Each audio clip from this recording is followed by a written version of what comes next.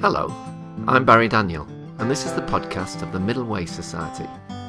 Our aim is to encourage a universal approach to living a more integrated, ethical life, avoiding dogma or any appeal to authority.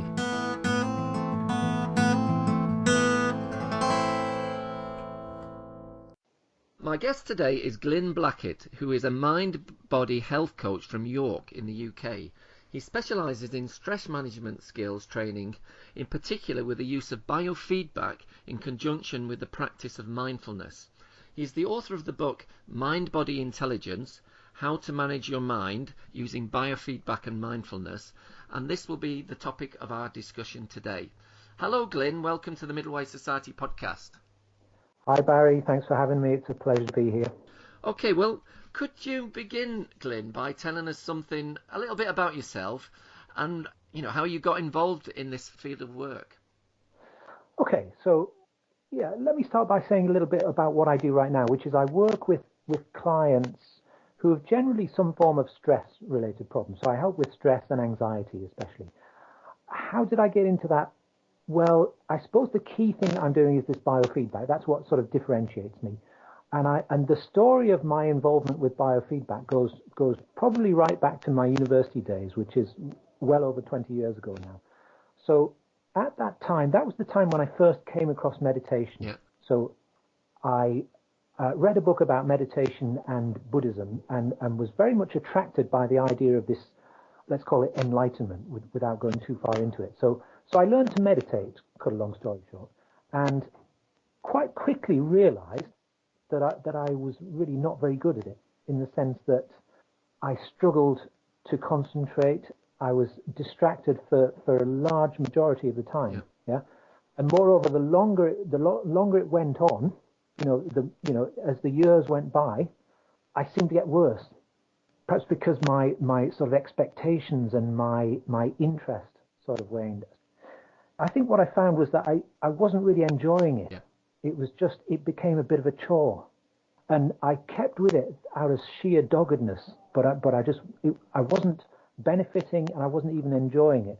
So I realized I had to do something different. So I started to think about what could possibly help, and my training, my education was in science. Yeah. So I started to think, well, how can science help? How can technology help? And again, to cut a long story short, I ended up reading a book in which I came across the idea of biofeedback.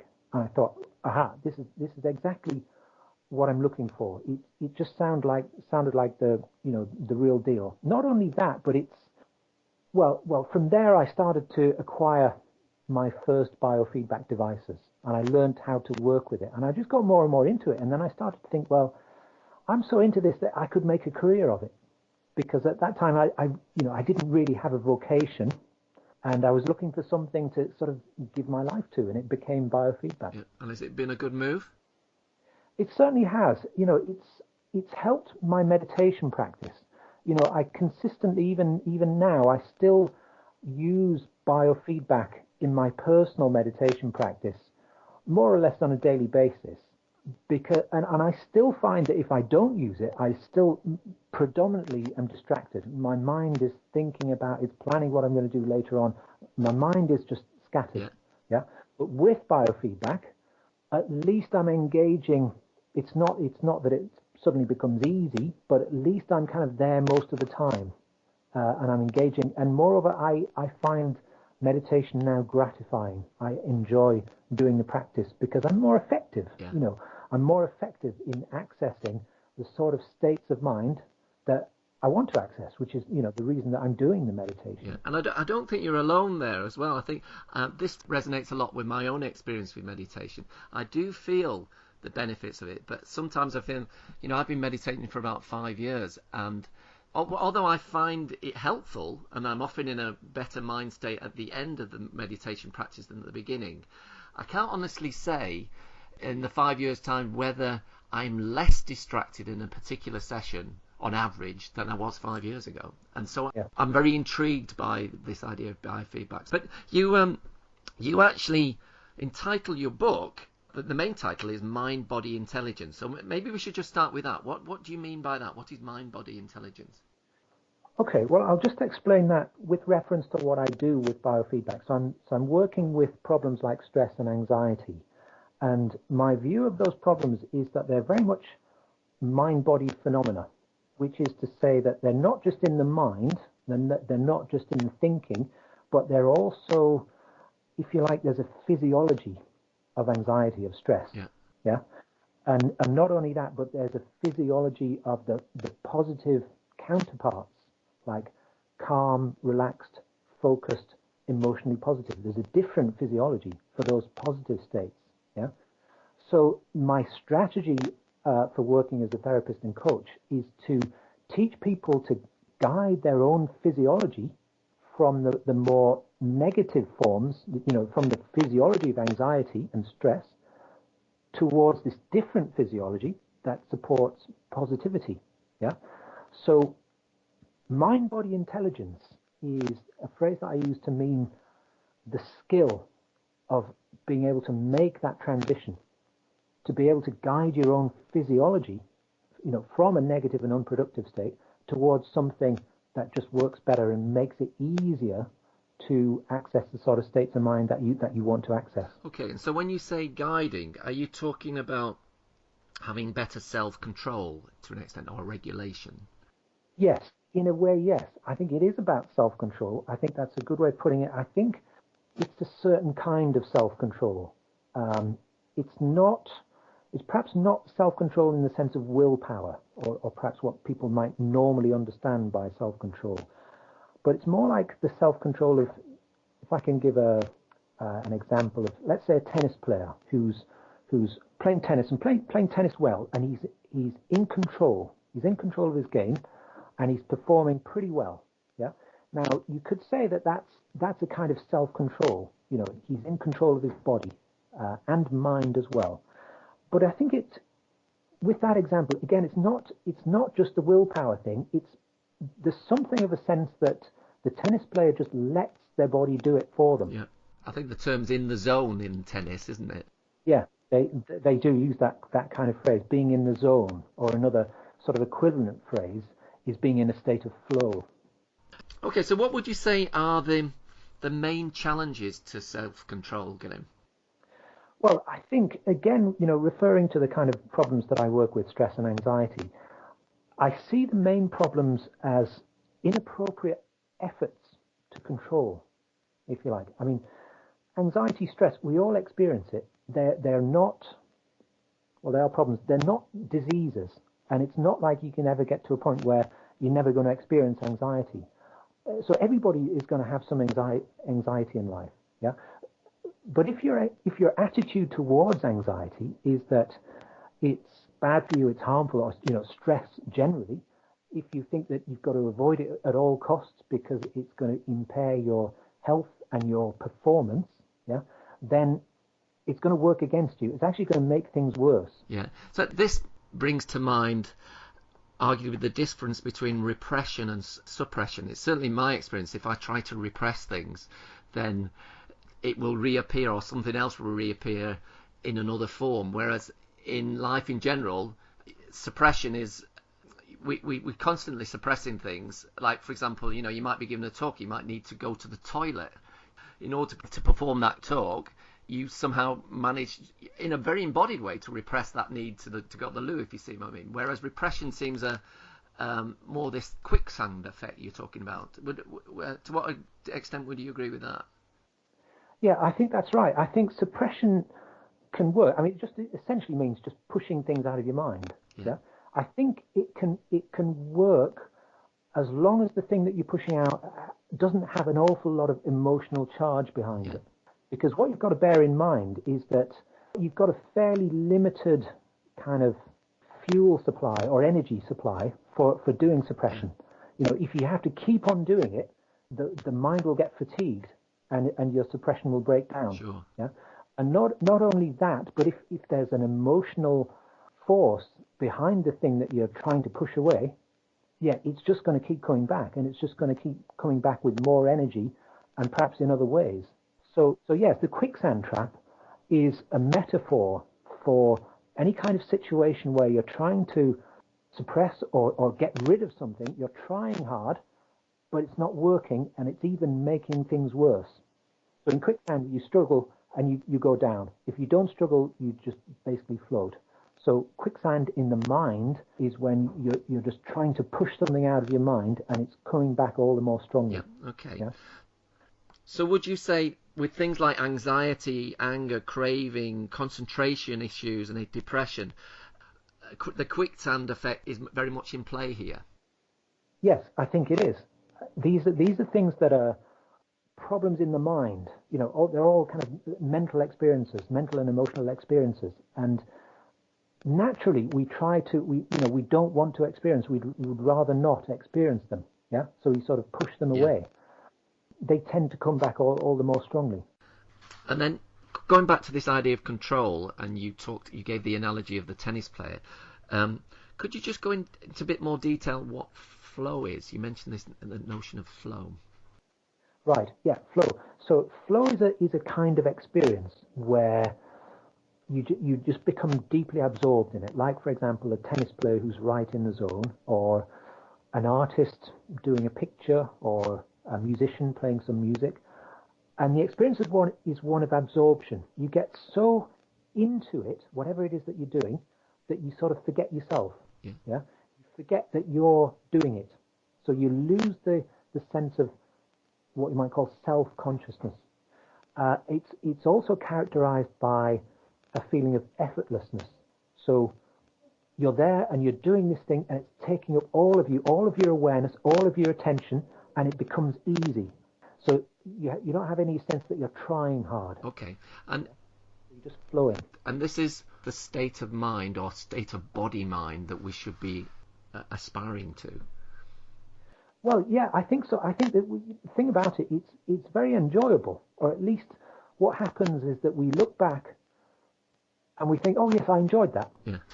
Now it can be anything actually. It can even be work. You might work as, I don't know, a telephone receptionist, and you can spend all day answering the phone and answering people's questions, and you can get so absorbed that you're just into it, and that can be a flow state. Yeah.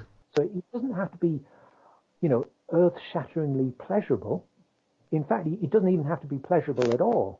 But you just have to be engaged to the point that it becomes easy, and you sort of forget yourself and that you're having to do it, as it were. Okay. So it doesn't have to be any pleasure or even positive emotion there.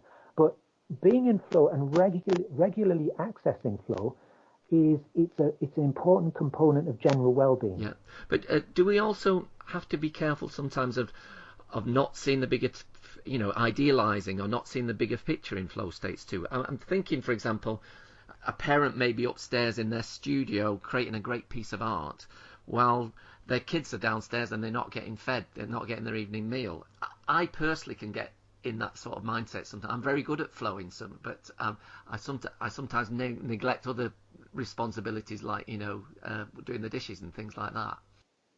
Yeah, I think you're right. I think there is a danger, and there is even because flow, you can get into flow doing almost anything, even some things that are quite negative, perhaps in an ethical respect. So, for example, things that you can get addicted to. Flow states are addictive. Yeah. So something like, say, gambling. Perhaps I've never really done it, but arguably you could get into a flow state by spending a night in the casino. It's not necessarily a good idea. It's not necessarily a good thing to do. So yeah, you've got to be careful about your choice of activities, and it's not like you're going to be in flow all the time. Now you talk in the book, Glyn, about you suggest that we have, in a sense, dual intelligences.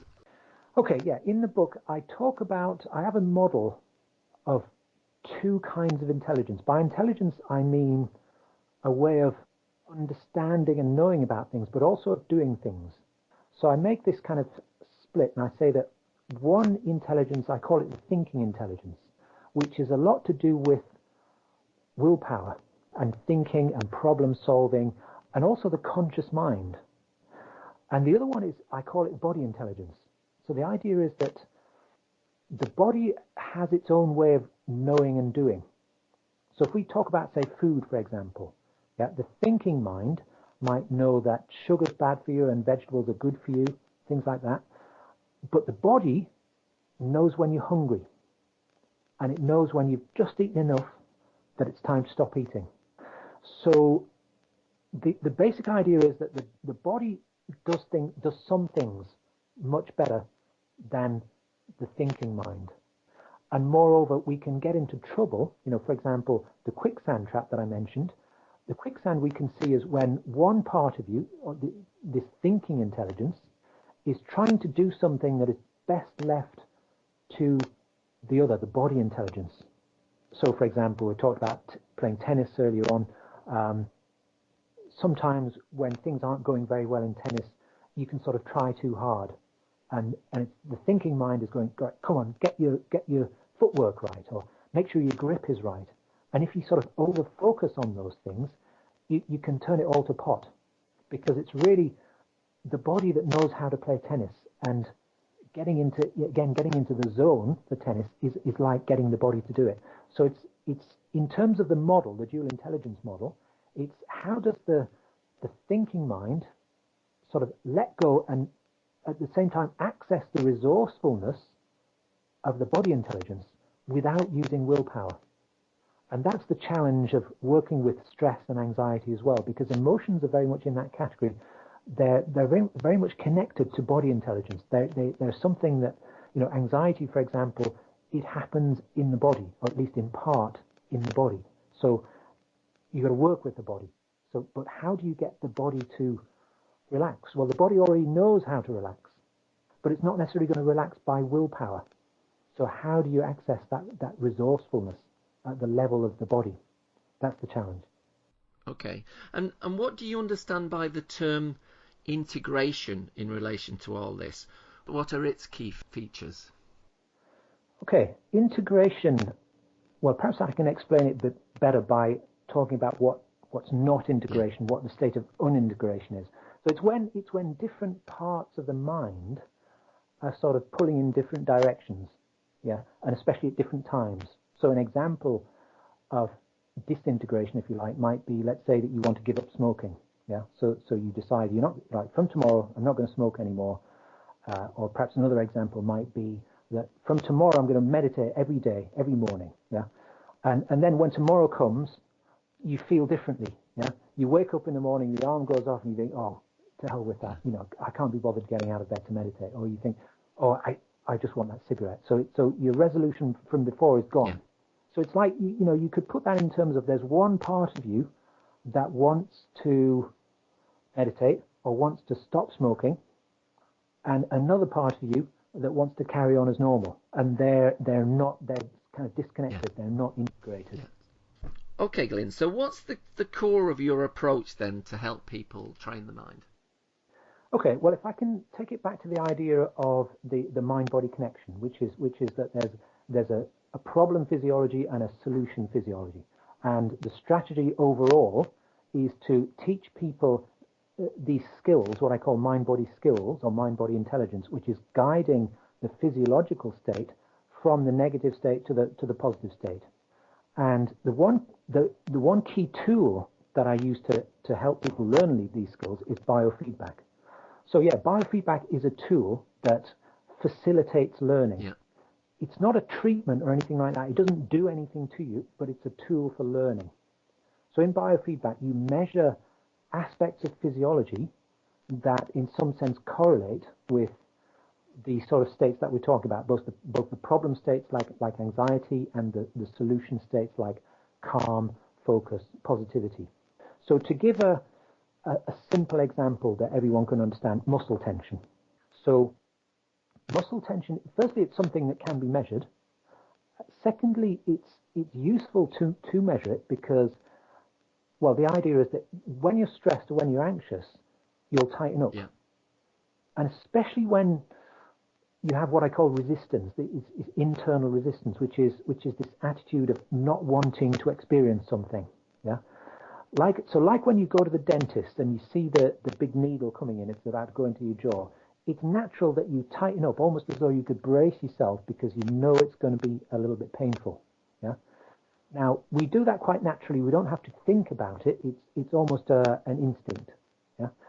But the thing is, we do it all the time. We do it for not just for real physical threats, but for any kind of emotional threat, even very minor ones, even just thinking a thought, for example, having a memory of something embarrassing that happened to you. Yeah, you'll want to push it away, and you'll probably your body will tighten up as a way of bracing against that memory, almost as though you could keep it out of your mind by doing that.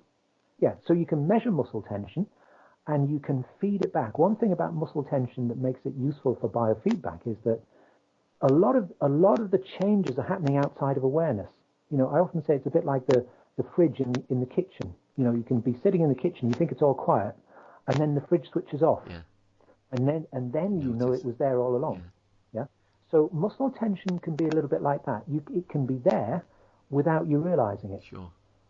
And then you can learn to let go, and then you sort of realize what it's like. Yeah. I'm thinking again of my own mindfulness practice, that say that I've had a stressful situation, or I'm feeling anxious about something. That's often when I find meditation particularly helpful, because if I'm doing a body scan or something, I'll notice tension in my jaw or a tightness in my chest or something like that. And that's when mindfulness does help. But you're saying that the biofeedback can act as an amplifier of that within the mindfulness practice. Yes. Yeah, exactly so. And I think it's also, you've got to recognize it's a very dynamic process.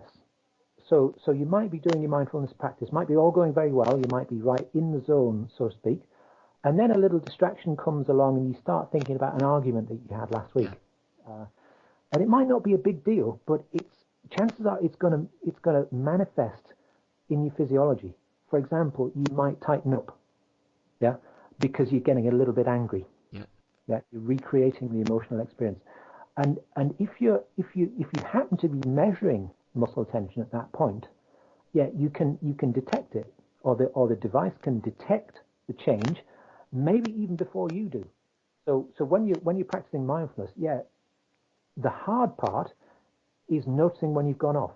Sure. Yeah. Supposed it can be 10, 20 minutes. If you're like me, the mind can go off on one, and it can be easily be 10 minutes before you realize, oh yeah, I'm supposed to be focusing on the breath, and you bring it back. Yeah. But if you can have a bit of help for doing that, then why not? Yeah, no, that sounds very interesting. Okay, you mentioned muscle tension. That's one way that it can help. What other physiological phenomena are employed in biofeedback, in a similar fashion? Right. Okay. Well, I'll mention a couple of other ones which I use most commonly, and especially in regard to mindfulness practice, because they both relate to breathing. Now, mindfulness, a lot of the time, the focus of mindfulness practice is the breath, and I think the breath is a very good one to work with, because it's sort of a window on the mind, if you like. The breath reflects the mind, and it's a sort of two-way thing. So if the mind becomes agitated, then the breath will change to somehow reflect that. Yeah. But conversely, if you can calm the breath, or if the breath can calm itself down, then it's going to have an impact on the mind. So getting, accessing calm breathing, if you like, is a useful sort of strategy for working with the mind, working with mindfulness practice.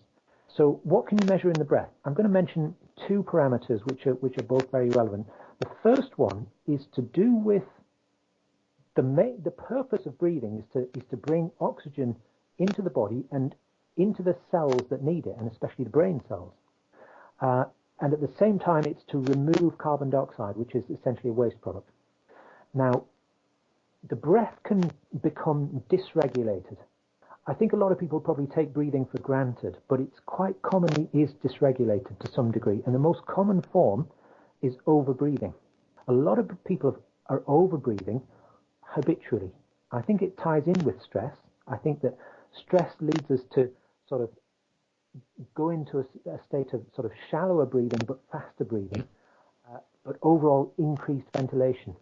Now, the physiological effect of that is that it actually reduces oxygen delivery to brain cells.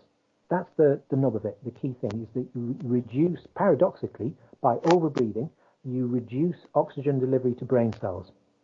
So Overbreathing is not a good idea. It's not conducive to optimal mental functioning.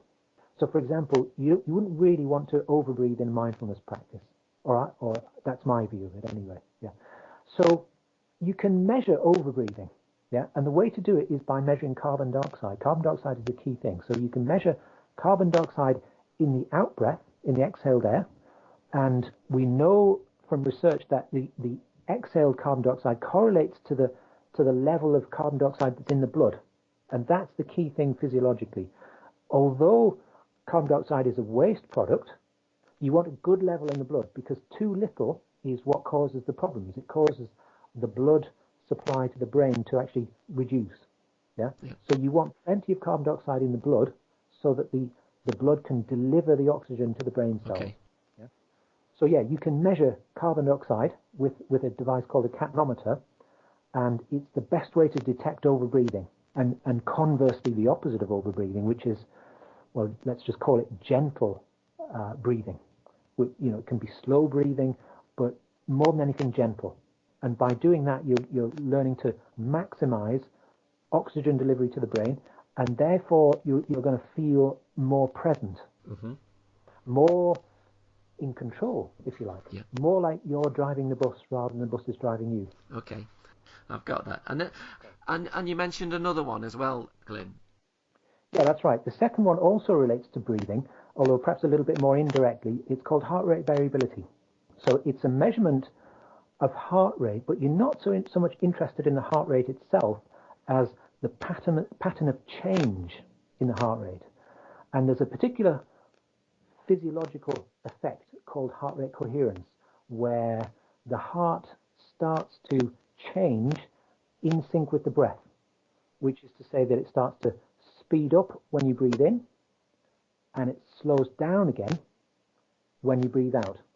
Yeah, so it might change from the beginning of an in-breath. It might be, say, 50 beats per minute, and then you breathe in and it goes bum bum bum bum bum bum bum. So it gets faster as the breath goes in, and maybe at the end of the breath it's maybe 70 beats per minute, and then you breathe out again and it slows back down again. So you can have these quite big swings in heart rate, maybe 20 beats per minute over the cycle of a breath. Wow.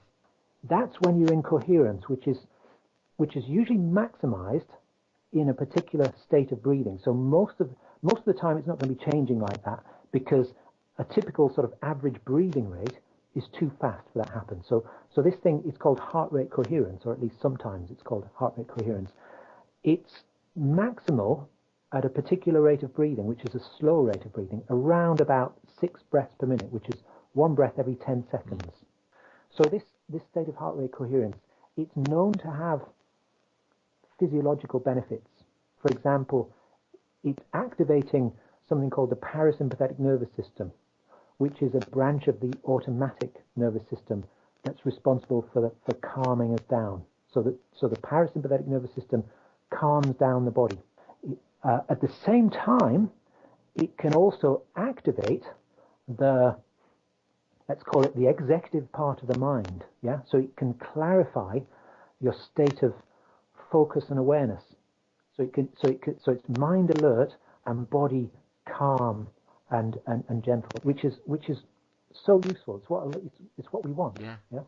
Okay, so just to try and sort of encapsulate this, is the main idea behind biofeedback, is it that if you recreate the physiology of optimal states, you'll make it easier to access those states?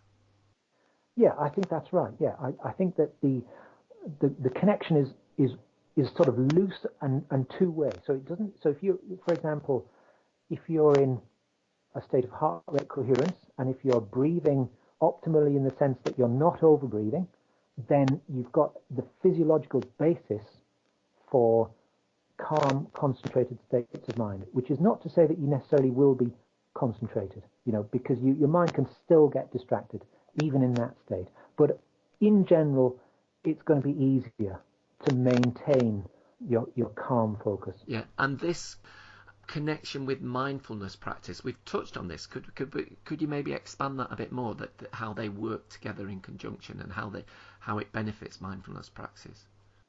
Okay, so my view of mindfulness practice is that, well, it has a purpose. it's a training tool, if you like. It derives mainly from the Buddhist tradition, and in Buddhism, mindfulness is a tool for transforming the mind, you could say, in most general terms. So transforming the mind, meaning bringing into being certain qualities of mind, such as calmness, clarity, focus, freedom, positivity, and no doubt you could name a few more besides. And also at the same time, moving away from certain other qualities of mind, which are perhaps, more negative, in inverted commas, such as agitation, negativity, emotional negativity, distractibility, slothfulness, things like that. You want to move away from those. So the purpose of mindfulness is to transform the states of mind. And again, my overall idea is that as a strategy, if you can change the physiology, if you can guide your physiology from let's call it negative physiology to positive physiology in the sort of ways that I've been describing, then it just makes things easier. Now, I realize that there's it's a little bit controversial what I'm saying, because a lot of people have the view that when you practice mindfulness, you just watch the breath and you don't try to change the breath or anything like that. So I know from experience that a lot of seasoned mindfulness practitioners hear about biofeedback and they don't want anything to do with it because they think that it goes against the spirit of mindfulness. Mm-hmm. Yeah, I actually don't think it does, and I'll try and sort of defend my position. So I think that in mindfulness, it's not that the breath doesn't change or can't change. It's just that it doesn't change through willful effort. In fact, it probably will change if you're effective in transforming your state of mind. If you successfully sort of calm down, it's very likely that your breath will change, albeit more spontaneously, without willed effort. All I'm saying is, well, why not just help that process on a little bit?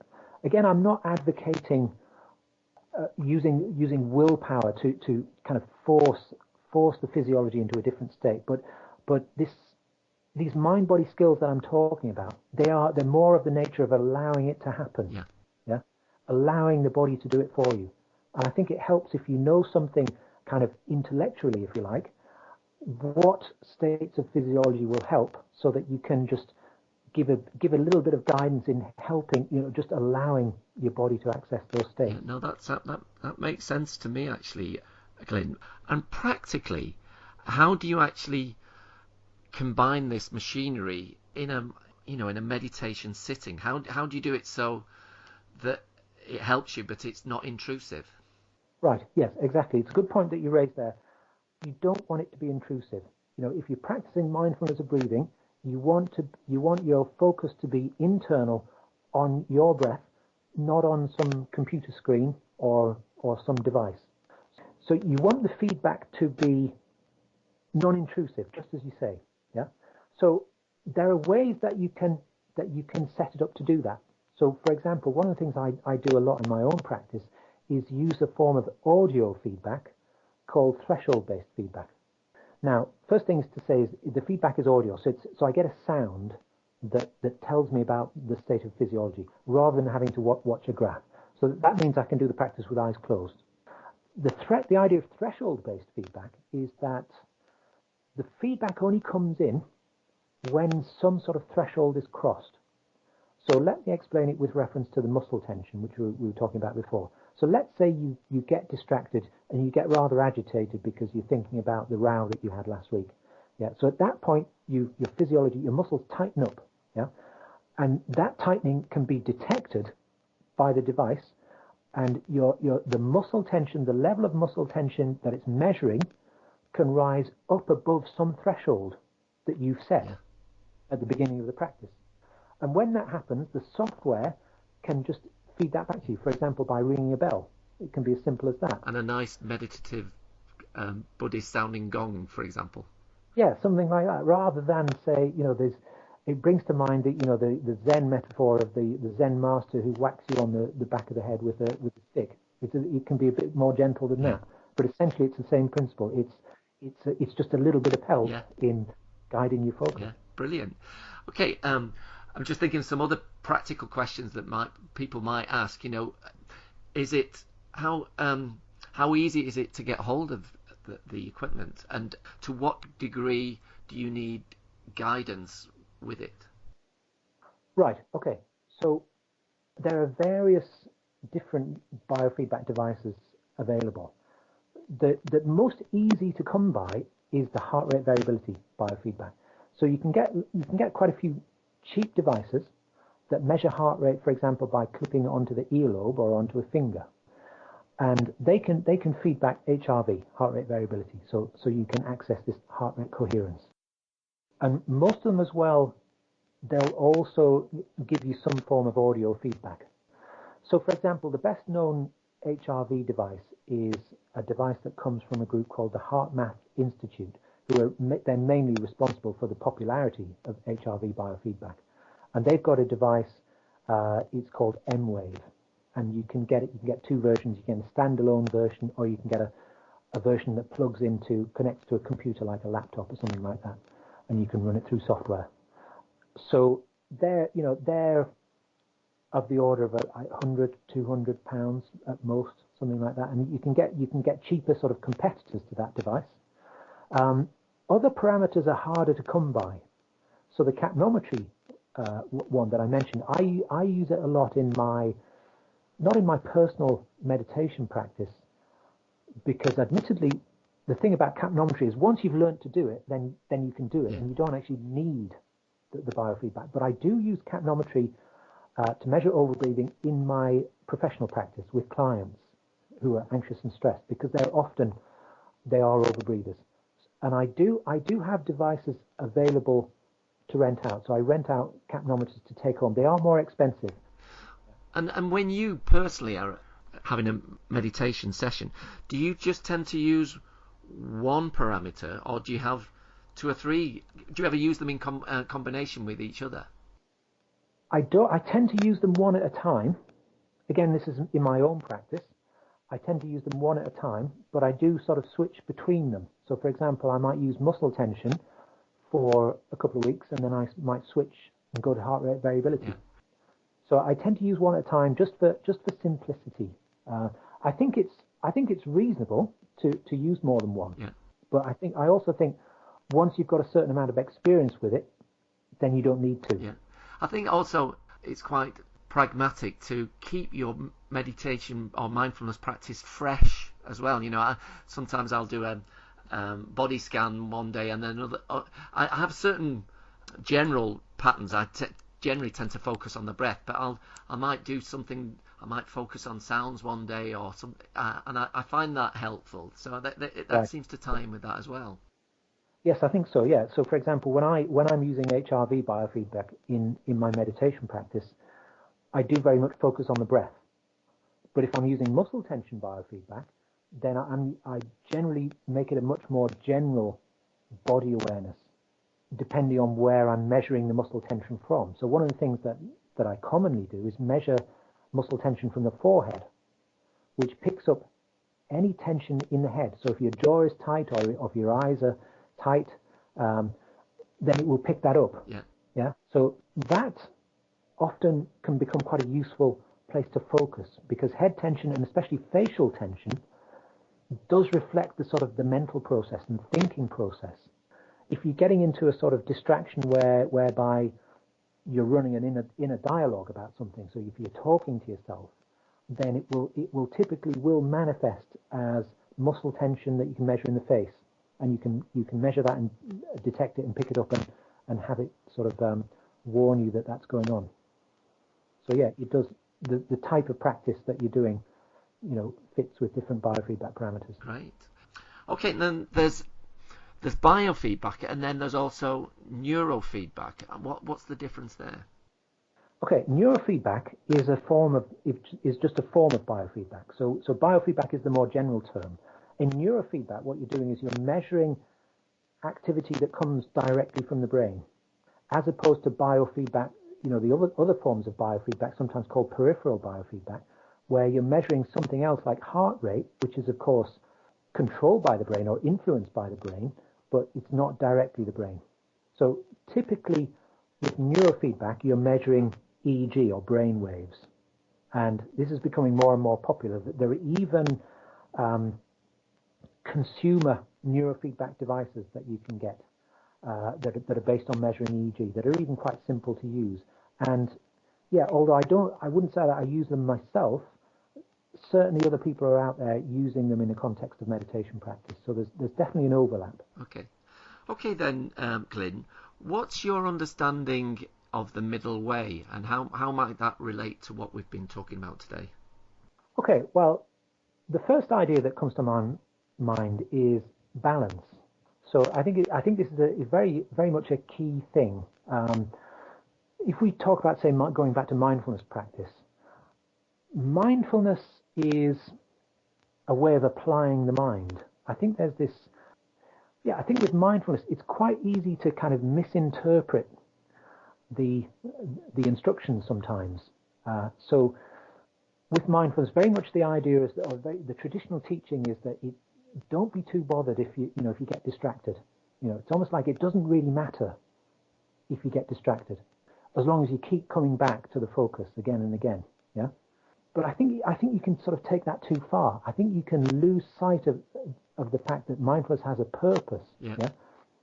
It is about developing certain qualities. There's a sort of paradoxical mindset in mindfulness, which is that you're still trying to do something, but it's almost like it doesn't really matter whether you actually do it or not. But moreover, I think you are applying your mind. It's not the same as sitting there daydreaming. If you're sitting there daydreaming for half an hour or whatever, that's not meditation. So I think that mindfulness is very much a kind of balanced control, if you like. I think we could even use that word. I think that you don't want to be over-controlling, which is being willful. You don't want to be overly willful, and I think that's what people tend to know about. That's an obvious aspect of mindfulness teaching. But equally, on the other side, you don't want to be under-controlling either. You don't, like I say, you don't want to be just kind of sitting there daydreaming. So I think that aspect of mindfulness as a middle way of control, a middle way of attention. It's a certain kind of attention. It's not over-focused. It's not under-focused. Yeah, it's a balanced focus. Okay, now I think that's a really good example, Glyn. Okay, well, my last question, if people wanted to find out more about your work, how would they go about it? Okay, well, they can find my website, which is www.york-biofeedback.co.uk. Another thing that perhaps might be worth mentioning is also get it for Nook, which is another ebook reader. If you don't have a Kindle, you can still read it, but you'd need the free Amazon software for reading ebooks.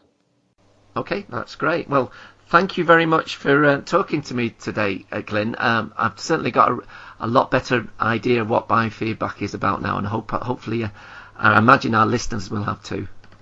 Thank you. It's a pleasure to talk to you.